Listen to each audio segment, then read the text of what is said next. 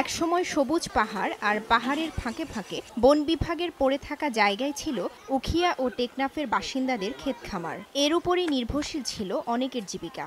সেখানে এখন বসতি গড়েছে রোহিঙ্গারা। রোহিঙ্গাদের সহায়তায় কার্যক্রম চালানো আন্তর্জাতিক ও সরকারি বেসরকারি সংস্থা সমন্বয় কমিটি ইন্টারসেক্টর কোঅর্ডিনেশন গ্রুপ ISCG জানায়, রোহিঙ্গাদের সহায়তার জন্য আসা মোট বরাদ্দের 25% দেয়া হবে ক্ষতিগ্রস্ত স্থানীয়দের। কিন্তু সে কথা কাজে পরিণত হয়নি 17 মাসেও। খেতে হলা গড়িয়ে চলিলাম রোহিঙ্গা এনে খেতে হলা গড়িয়ে হারি রাঙাতেই বেগিনের সমস্যা হয়ে এখন গৌরী হাইনি হারিস এখন দিন মজুরি ছাড়া আর কিছু করেন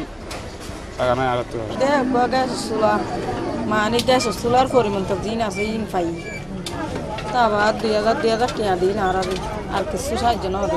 নামমাত্র সহায়তা নয়, ক্ষতিগ্রস্ত স্থানীয়দের প্রতিশ্রুতি অনুযায়ী পর্যাপ্ত সহায়তা দেওয়ার দাবি জানালেন সুশীল সমাজের এ নেতা।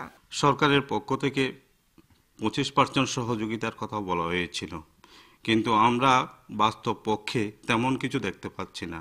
আমরা চাই তাদেরকে স্থায়ী কিছু বন্দোবস্ত করা, যা দিয়ে তারা বাকিটা জীবন তাদের কর্মসংস্থান এবং তাদের জীবন জীবিকা চালাতে পারেন।